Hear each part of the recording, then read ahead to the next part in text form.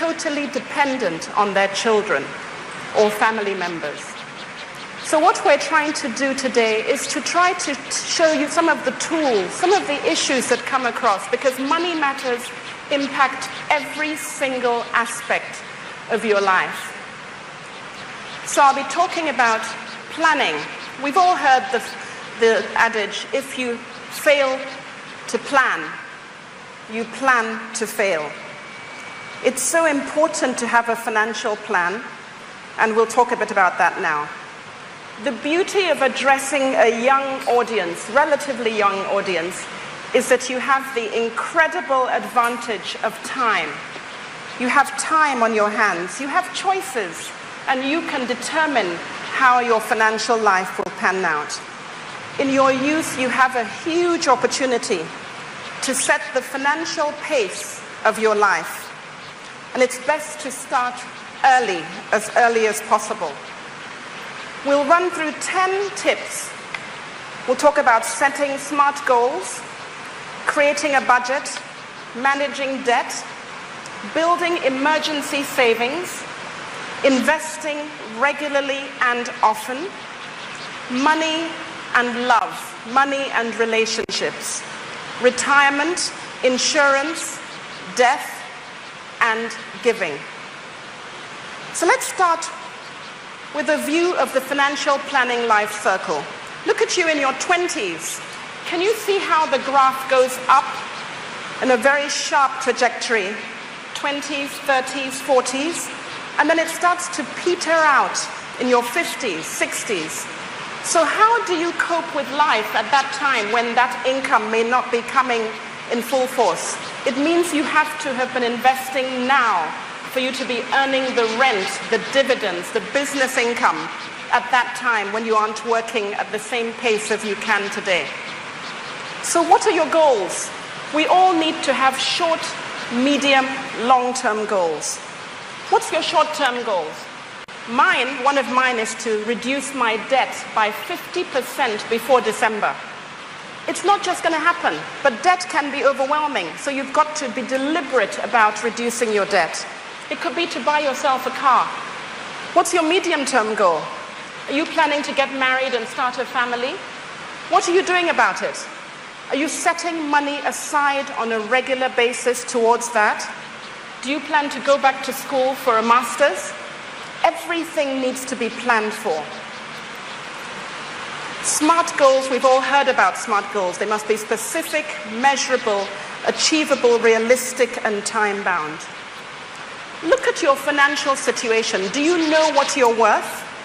How much do you have? Do you have 10 bank accounts and you don't know how much you have in each one? Or can you sort of put them together and have maybe 2 or 3 bank accounts, get a better interest rate? What are your needs? What are your wants?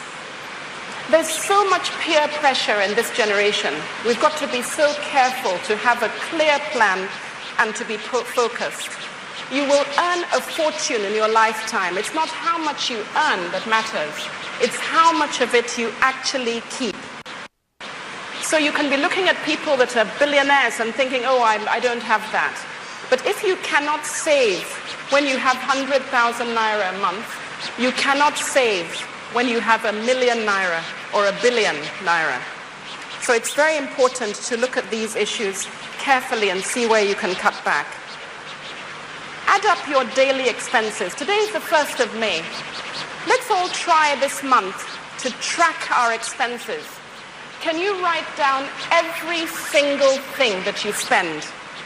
It's quite remarkable. You'll be so surprised when you find out where the money is going. I always tell people that my last birthday, I got a birthday cake from I shouldn't have said the name. I got a birthday cake from a major telco. Now that stopped me in my tracks. Why should I get a birthday cake from a telco? Does that tell you something about my calling habits?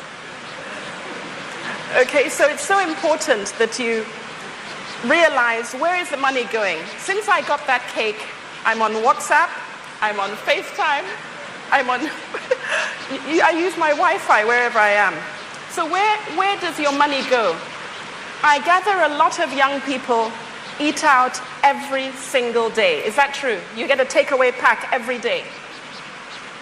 I mean, how much does that cost? Can anyone tell me what that costs every day? 150 naira a day? 1,500? What is it? Every day. Can you do a packed lunch? These are some of the ways that you can save. People tell me that there's no money. I earn so little. I can't save anything. I really, truly believe that we can all save if we put our mind to it. It's so important that you look at your own situation and determine how best to save. Does she use the mic? Okay. Sorry, you couldn't hear me properly. Okay. So please, let's track our expenses from today. Write everything down so you can determine where your money is going. Because unless you know where your money is going, you have no way of knowing how to save. Here are some budgeting tips. We all know these tips, but it just helps sometimes to just put it in perspective. You have your tithes and offerings. After that, can you take out a minimum of an extra 10% for yourself? If you wait till the end of the month, there is nothing left. But if you do a direct debit as soon as your salary hits your account and set it aside every month, you'll find that you're able to save regularly. Automate it. It's so hard to force yourself to set money aside, but if you have it automated, that makes it much easier.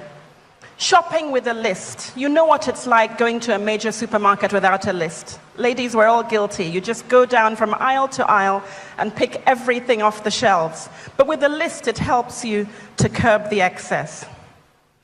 Where does your money go? Is it ashoebi? Is it shoes and bags? Is it eating out? You need to look at yourself. Ashwebi riles me up sometimes. There was once I had a friend's wedding, and a friend's daughter's wedding. I normally would rather just wear what I have, but this time I decided to go to her house and see about the Ashwebi. It was 150,000 naira. I was horrified. So I declined, but I had to take the head tie, which was 20, not a very nice one, but anyway, I did that. The color was gold. So my sister and I, we were both going together. We both found a piece of gold, some gold that we'd used before, got to the wedding. We thought we looked okay. Clearly we didn't. We got there, sat down, and found that there was A grade, B grade, and C grade food. And suddenly the A grade food was passing us by. Apparently that was only for those in the A grade wear. And then when it came to the going away bags, we got mugs and notebooks, but other people got nice dishes and so on. But it didn't matter. We saved 150,000 naira, quite frankly.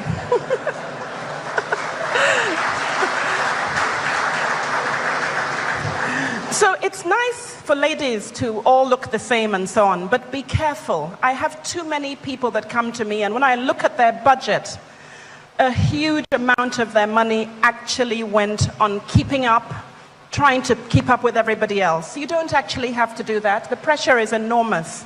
But just be careful. When you have goals, you're trying to pay off your debt or you're trying to buy a property, nothing will defray your thoughts. You'll want to do what you need to do to make sure you meet your goals. So it's much easier. It starts with having a budget. Your balance sheet. Many of you have your own businesses or are setting up small businesses. You have to have a personal balance sheet the same way your business has a balance sheet. How much do you have? Cash, bank accounts, stocks, mutual funds, property, mortgages, your liabilities. You have housing loans, car loans, utility bills. What do you have left when you take your liabilities from your assets? You need to know your net worth. Is your net worth growing every year? You should try to do a review of your finances at least once a year, just to know that you're doing things right. And your income statement, how much comes in? How much goes out? Today is Workers' Day. Hardly anyone can live on their salary. It's just difficult. You need multiple streams of income. What are you doing about that? Nobody can pay you what you want or what you feel you deserve. So you've got to look at other ways to earn additional income. Now let's talk about debt. Debt can be a dream killer, but it can also be one of the best ways to leverage for your financial security. It's how you determine your debt that matters. There's good debt and there's bad debt. Good debt is debt that you use to grow your finances, grow your financial future, borrowing to buy property, borrowing for your education. But bad debt, borrowing for jewelry, borrowing for clothes, borrowing for holidays, that does not help you to grow your financial future. Dealing with debt is critical.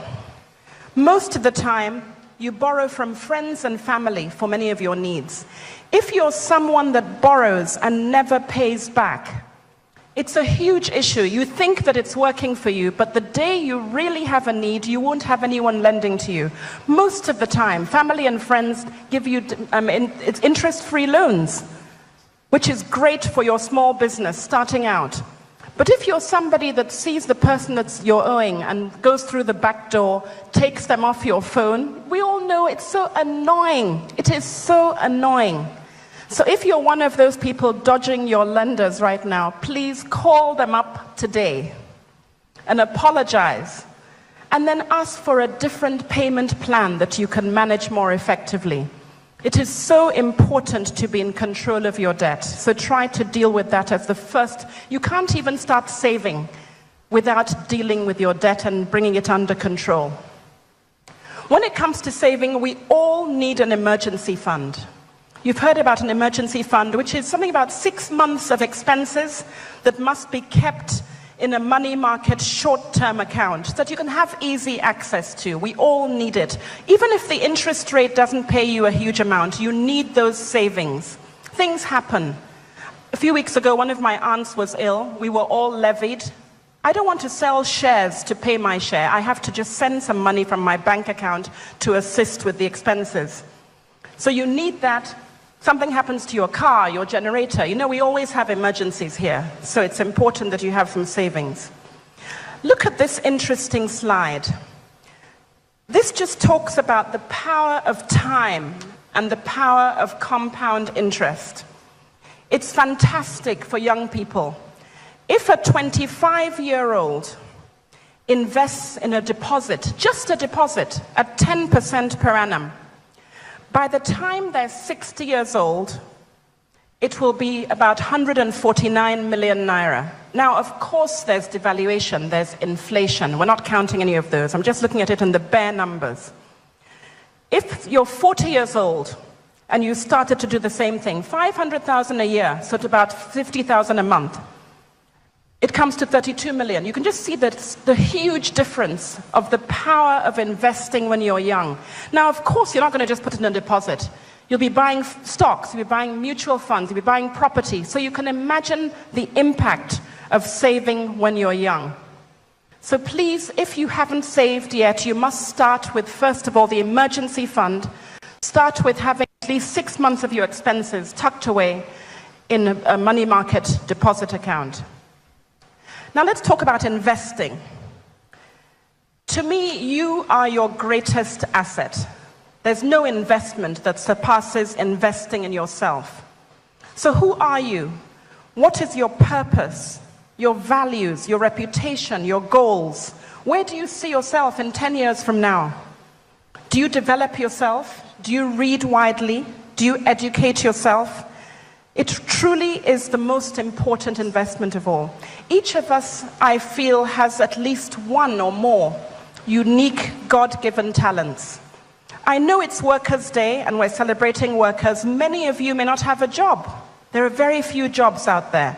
But what have you done about your own unique God-given talent?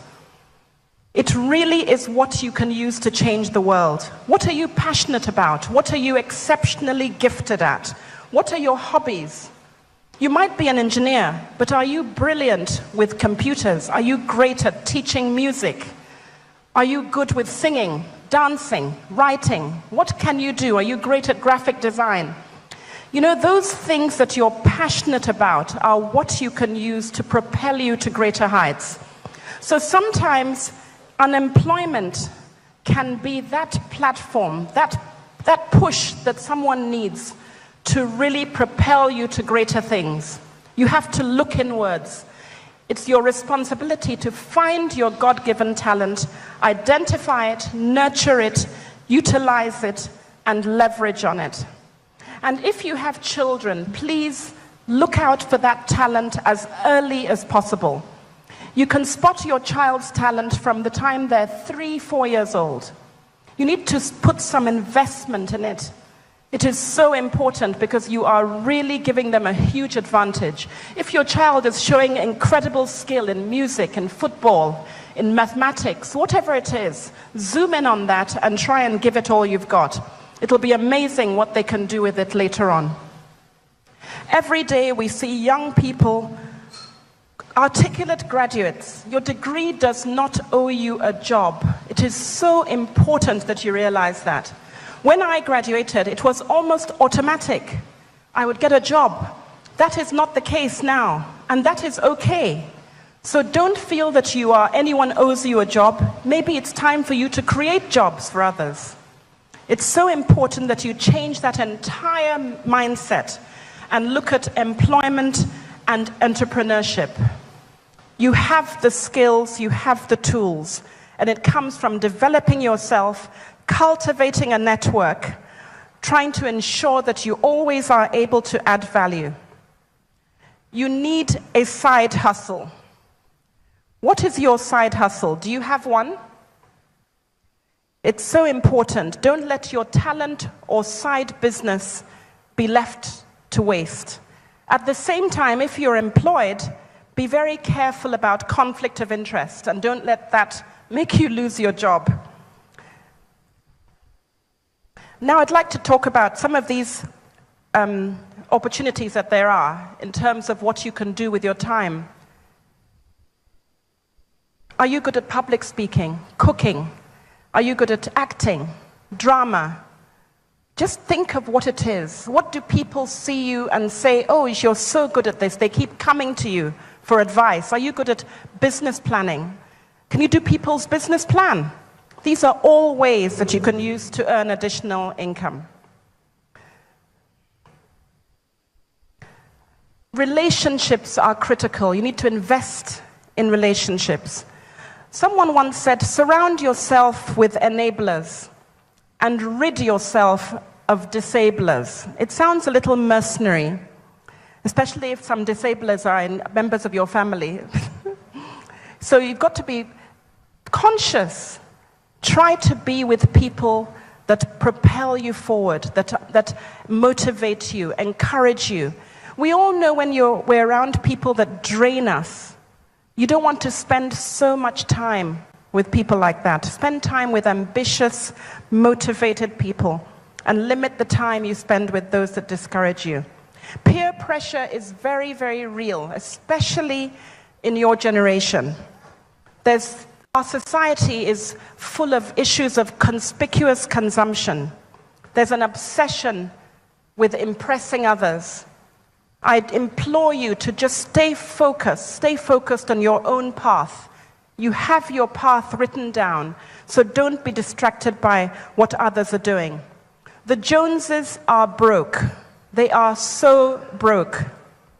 And if you pursue the Joneses, you will end up broke. I'm seeing too many young people who have had this incredible education, but they're back home and dependent. You don't want to be like that for too long. I know things are difficult, there's a cost of living that's very high, but you owe it to yourself to earn your independence. And if you are from a wealthy background, you need to be particularly careful. With privilege comes many advantages, but there's also a huge disadvantage for many families where the wealthy parents are overindulging their youth, their young people. Now, this makes you unemployable. It makes you unable to work hard. It makes you unable to sustain a job. So it might seem very nice to be born into wealth and to have so much largesse, but it can destroy your future. So for parents who have a lot of wealth, be very, very careful. And for the young people here with young families, as you create wealth, just remember that. You find that many of the most successful people all over the world were not born into wealth. So you've got to be careful to ensure that you don't damage your children while you're trying to give them the best that you can and better than what you had yourself.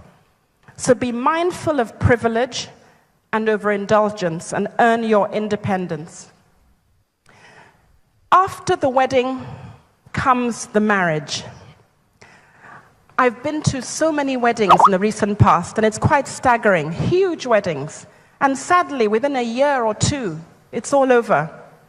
So it's like we're very, very consumed by that day, and not much thought has gone into time afterwards. Are you in a serious long-term relationship? The choice of your spouse is the most important decision that you can ever make. It is so important to take that decision very, very seriously. For the ladies here, for the young ladies, I know you are under incredible pressure. As soon as you finish your youth corps, aunties and uncles, where is he? Where is he? Where's the ring? What's happening? Please don't feel pressured. It is so important that you find the person with the right values that match yours, that you can work this path together. Money matters are the leading source of friction, separation, and divorce across the world, not just here in Nigeria. So you don't want to make that mistake. We've talked about overindulging children. What do you owe your children? You owe your children the best education that you can afford, not the best education that your friends can afford, because you run into trouble. If everybody is sending their children to a particular school and you can't afford it, the best education starts from home, not in school. So do be conscious of following your own path. You owe your children the non-material aspects of life: love, affection, attention, respect, and the unconditional acceptance of who they are.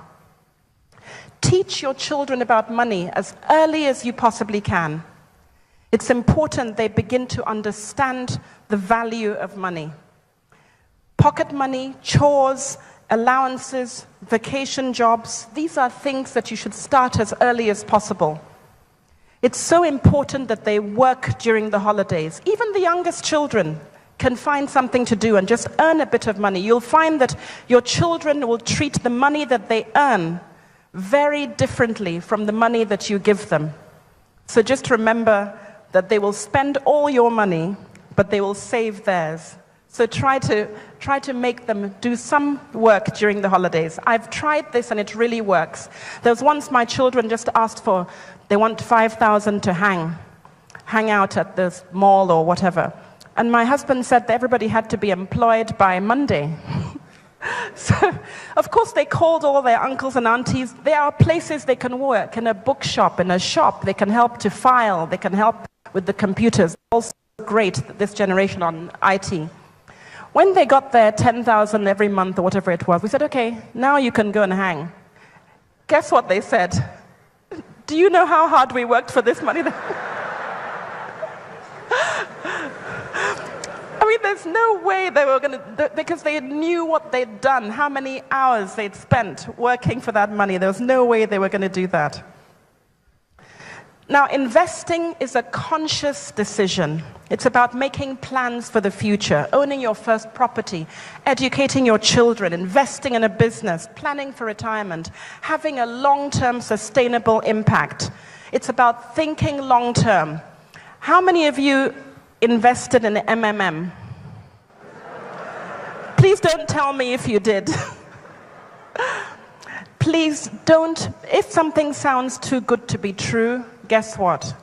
It's too good to be true. If people are offering 18% per annum and somebody offers 30% per month, please run away. Just run away. And that one is gone, but I gather there are new ones all the time. So just because, and of course the first few people who jump into a scam, maybe they make some good, but very soon they disappear and they've gone to the next country, some other one is here. Don't get caught out. It's all about having a plan, discipline, consistency, and focus. Investing takes time. Very few people will win a lottery. Very few people will inherit a fortune. The majority of us, it's from sheer hard work and being consistent. You need to understand how much risk you can tolerate. Every investment comes with risk, but some are more risky than others. Stocks have the highest level of risk. In terms of the four most common investment opportunities are cash, money, stocks, bonds, real estate. Of course, there are business interests, there's commodities and so on, which are very high risk. But we're talking primarily about stocks, bonds, cash, property. Risk can be managed, and the best way to manage risk is by diversifying. Don't put all your eggs in one basket. You need to have money in different asset classes. You'll have some cash, you'll have some stocks, you'll have some bonds, have some property. You'll probably invest in some businesses. You cannot have all your money in stocks. Neither can you have all your money in cash. It's so important that we do this, because if you put everything in one stock asset class, for example, and the market tumbles, then you've lost everything. Or if your property is all in one location and there's a problem in that particular area, you get no rent. So it's important to have a diversified portfolio. When you're investing, it's so important to seek professional advice, because there you have professionals that can guide you. They'll look at your own situation, your age, your stage, your financial situation, and determine the best asset profile for you. I love mutual funds, and particularly for young people who are just starting out, because you don't need huge amounts of money to get into the stock market. Some of the mutual funds we have here start from 5,000 naira. So if you can set out a certain amount of money every month and put that in the mutual fund. Again, there are different types of funds. There are stock funds, there are money market funds, there are balanced funds, there are bond funds. And you determine what is best for you and then start to invest. I'm running out of time, so I'm going to speed up a bit. Investing in the stock market gives you dividend income, capital gains. It can be a hedge, but it's over the long term. The biggest mistake most people make is they invest in stocks today thinking that they'll get the returns next week. No, I'm talking about 5 years and beyond. So money you need next month or next year should not be in the stock market. You can lose your money. Now, real estate is another fantastic investment. It's usually about location. And don't think that you have to have a huge amount of money to get on the ladder. Just start. You can start with a plot of land. What are the government plans for a particular area in the city? It may be far away. It doesn't mean you have to live on the property, but real estate is one of the most powerful investments that you can invest in. Start small, but just get started. It provides rental income, capital appreciation. You owe it to yourself, even though you seek professional advice, to develop your knowledge, like events like this, where you take it on yourself to try to improve yourself. You have to understand what you're investing in so that people can't scam you so easily. Invest in regulated products. Invest with regulated institutions. Don't just invest somewhere because your cousin or brother works there. The central bank, the Securities and Exchange Commission, the stock exchange, they regulate the environment. So be very careful with your choices. Now, after you have built wealth and you're creating wealth, protect your assets with insurance. Your property, I'm sure if I take a poll here, most people have third-party insurance on their car. It's important to insure your assets properly, especially now that the naira has lost so much value. Your assets are underinsured. So if you try to replace your car, you'll find that the premium you're paying cannot cover a new car. Your house, have you valued it properly? Maybe you valued it a year ago, but if you had to replace some of those assets to be so different. Your insurance involves your health, your life. If you have a young family and you're the primary breadwinner, what if something happens and you can't work? You want to have insurance, educational insurance, life insurance to take care of your family during that period. And health insurance, as I said before, just one bad illness can turn the tide from riches to rags. Retirement, it sounds ridiculous talking about retirement to a young audience, but you're going to spend about a third of your life in retirement, so you have to plan for it from your first job. Your pension that you pay every month does not support you in retirement. It's going to be the stocks, the bonds, the property that you invest in. Now, it sounds odd as well talking about death when many of you are just starting out. But there are some triggers that must happen to make you think that you must write a will or have an estate plan. Are you getting married, divorced, remarried? Do you have children? Are you starting a business? Is there a significant change in assets? Is there a health scare? You need to have an estate plan.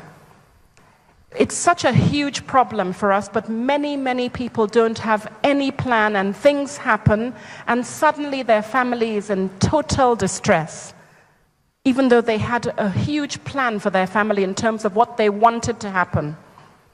Joint accounts, life insurance, wills, trusts, these are all tools that you can use, and you owe it to your family. If you don't, the court determines what happens to your assets. I know a lovely family, they had 2 children. The parents both died in a car crash, and neither of them had a will. The court decided to send them to their illiterate grandparents in the village. They were living in Lagos and went to a private school here. That was not what the parents would have wanted. They would have preferred them to have a guardian. A will helps you to choose a guardian in your lifetime that will take care of your young children. Another family, many Nigerian men put their next of kin as brother instead of their wife. Maybe it was a traditional thing that hasn't changed, but it has to change. So next of kin brother, this young man put his father as next of kin. He wasn't married. And he forgot about it, because many times in companies, the next of kin form is just forgotten about. It should be reviewed every year. He then got a job in a top bank, had 3 children, and then died after a brief illness. His next of kin was his father, who had 8 children and 2 wives. The company gave his entire entitlements to his father. So you can imagine, his children did not get very much. So it's a very morbid thought, but you do need to consider it when you have people that are depending on you. And then health. Your commitment to a healthy life is so critical. The food you eat, the exercise, the company you keep is so important. And last of all, philanthropy. It is through philanthropy that we attain the best relationship with our money. You really have to think from now what you can do to improve the community that you're in. Build giving into your financial plan. It is so important that it doesn't have to be about money. Many times we think of philanthropy being for very wealthy people. You can give of your time, your intellect, your experience, your skills. It's important that you build that into your plan. Here are a few tools that we use, and they're available if you will find them useful. I've got a book, The A to Z of Personal Finance, which takes you through your journey of your finances. And I love the Monopoly game, which is why I got involved in it, in terms of teaching families the basic concepts of saving, investing, buying property. So you have choices. You plan, you save, you invest, and you give.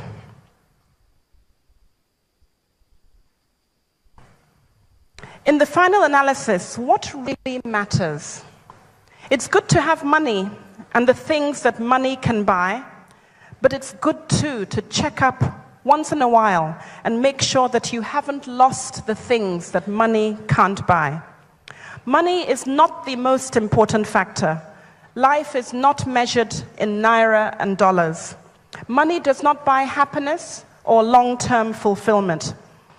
It is about loving relationships with your family, your spouse, your friends, your children, and your relationship with God. Thank you so much for listening to me.